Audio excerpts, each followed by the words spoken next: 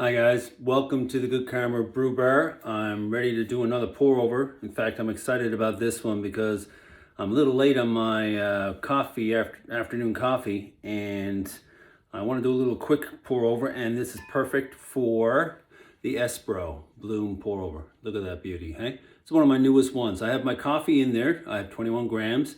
I don't know if you have a good look there. 1,502 little holes. Look at that. What a cool design, hey? Yeah, it's the only one with all those holes, by the way. Anyway, also, they don't have a server. At least I don't have one, but I've got my gorgeous smoky fellow server.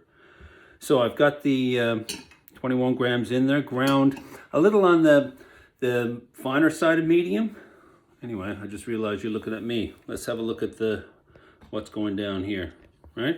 My kettle's over here, 209 degrees, anywhere between 195 to 205 is perfect. I put it a little higher because it gets cooler as I pour.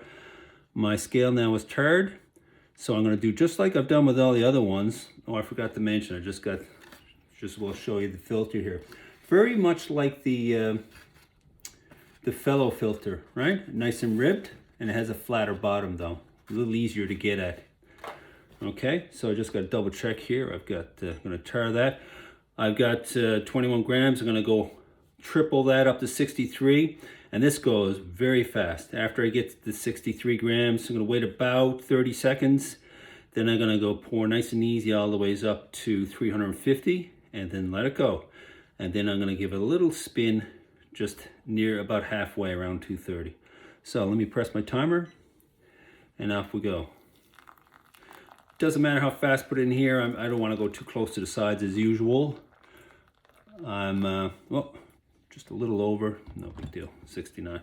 Give a little spin just to get the water and the grounds in contact as quick as possible. You see that bubbling there? That's because of carbon dioxide giving away from fresh coffee.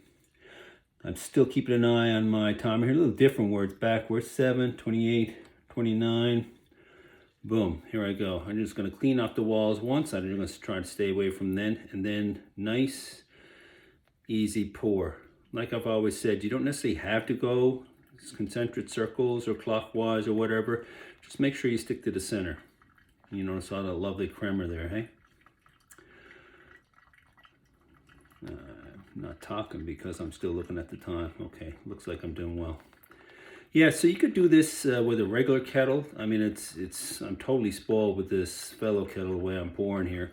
You want to go high enough so it doesn't splatter, but I don't want to go too low because I want to agitate the grounds. I want the water and the coffee to mix all together.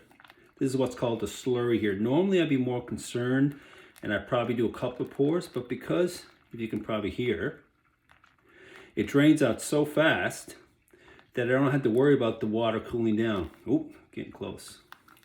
Bingo, 350. Look at that. So I'm going to wait till... Oh, actually, I'm not going to wait too long because it's fast, I tell you. It is fast. It drains down fast. I gave that a swoosh to try to get as much coffee off the walls as possible. I'm looking at the time here, and you can see how fast that goes. And my favorite pot, whoosh, gone. Look at that. 1:55, 2 minutes.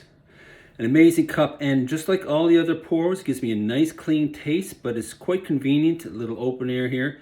And I've just got one other pour over that I have that I'm going to talk about, and then I'm going to do a comparison. So look forward to that video. So that's it for the Espro Bloom pour over. And I think I got to do another one for myself and my wife for sure. I'll talk to you later on. Take care.